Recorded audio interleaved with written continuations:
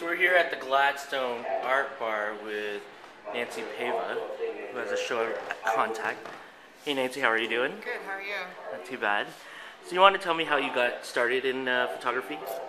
Bought a camera completely by chance. Didn't really plan on it. I sold a bunch of things on eBay. I bought stuff at Value Village.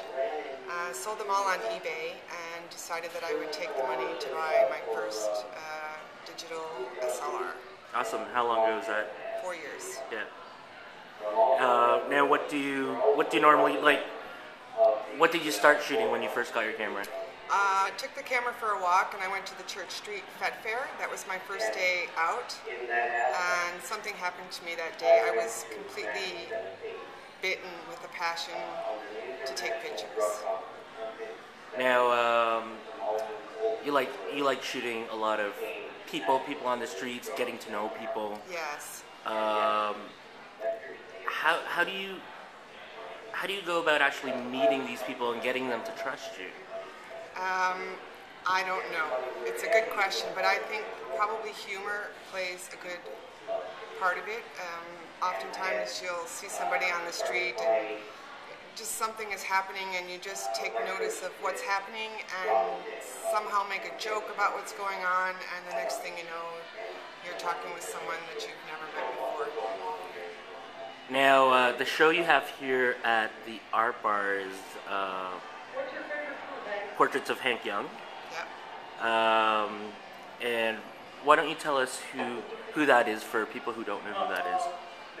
Hank is a West Ender from Halifax, Nova Scotia, who has a strong presence in the neighborhood, but mostly because he's worked here in the hotel for about 10 years as the elevator operator, and his history at the hotel goes back to 1961 when he was the first country and western singer to bring a live band into the hotel.